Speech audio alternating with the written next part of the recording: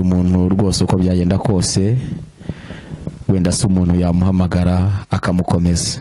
Ufite ibintu byinshi bikomeza abantu b'Imana, abapfushije, ababyeyi babuze urubyaro, ababugize gutya se ingo zikanga. Ufite byinshi wakomeresha abantu b'Imana. Yego, ababuze urubyaro ndabakomeje. Yego. Nanjye nabanje kurubura amezi 3. Yego. Ako narakotoje da. Hari n'abaruzi imyaka n'imyaka. Yesu yarazi cyihutirwa yuko ishaka kumucyura vuba. Kuva se ari kumujyana gutyo nadwibutsa. Oya. None rero nagiraga niba bikunze mwaduha nomero zanyu. Murakoze. Yego. Murakoze cyane. Nimero zanjye 0788 0 12 12 22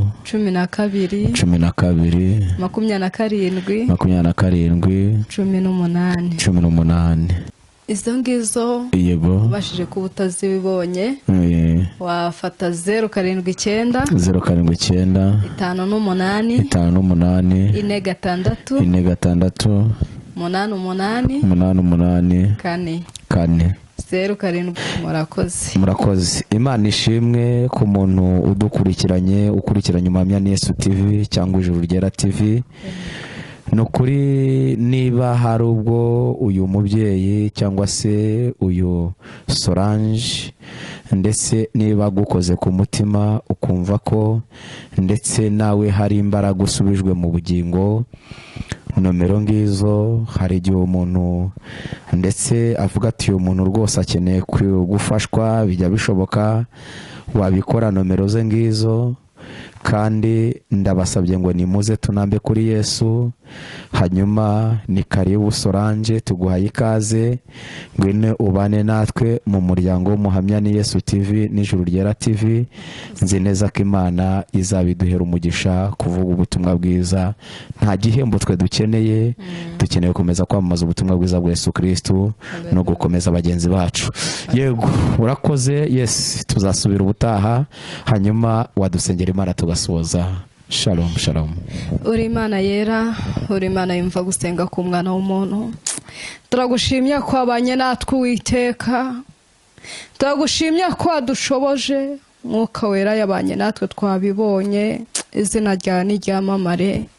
Niyo mpamvu natwe aya masaha dushoje tuvuga ati habwa icyubahiro kuko uragikwiriye Uwiteka. Guma were kandi ugume wamamara ahantu hose. Izina ryawe nirishimye. Gumye uturemere ubuhamya rero, uturemere amashimwe. Abababaye Kristo ndakwinginze cyane ngo ubasange cyane, ubahumurize mu mitima yabo uko wamumurije ariko nabo ubahumuriza. Data ufite nimba n'agahinda, ufite amarira, Data Uwiteka nugenda umumare nimba n'agahinda kuko byose ubishoboye. Nugenda ubane nawe cyane kandi Uwiteka uko nakubonye nawe ashaka kukubona. Nyemerera umwiteho rero, nyemerera umurengere kuko na wundi uhwanye nawe, kuko ijambo ryawe rirambye ati mwese abarushye n'abaremerewe nimuze munsange ndabaruhura. Mwereke ibikomeye, niba ibyo bikomeye wabasha kubidukuraho. Nugenda ubakuraho ibibaremereye n'ibibakomereye imitima, ibibagose, iminyururu ibaboshye, ugenda uyikatagure, utesha agaciro abafite imbaraga z'umwijima. Abo bose ukuraho izo mbaraga z'umwijima mu izina rya Yesu, kuko byose urabishoboye. Utanga agakiza ku batagafite, abatware badafite agakiza ukabahe. Abagiye muri karande zikabagira uko bashaka, zikabakoresha ibidafite umumaro, weho wabakoresha iby'umumaro. Izina ryawe rigashyirwa hejuru. Data ingo se tubakitse uzubake, kuko niba hari ikintu kibabaza ni ugusenya ukabona umugabo wawe yagiye ahandi. Uwiteka we nubahumurize kandi ubakomereze amaboko, ingo uzubake wongere uzubakeho, uzirinde kubaka ku musenyi, ahubwo ubahe kubakira ku rutare, kuko uwubatse ku rutare imivu iratemba, imigezi igatemba, ndetse databuja n'imisenyi igatemba, data iyo nzu ntishobora kugwa.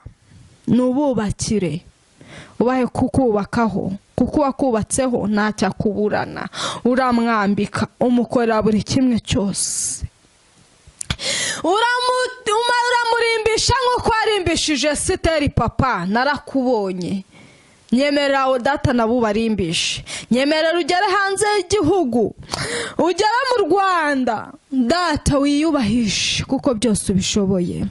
Urakoze ukumvishe gusenga k'umwana w'umuntu, n'uyu wanyakiriye ubaha umugisha data, uhaze kwifuza kw'imitima yabo, ubaha icyo bagushakaho gikomeye cyane. Nibagera mu bikomeye uzibuka yuko banyakiriye, ubaha umugisha. Urakoze papa, urakoze, urakarama, ni mu izina rya Yesu, amen.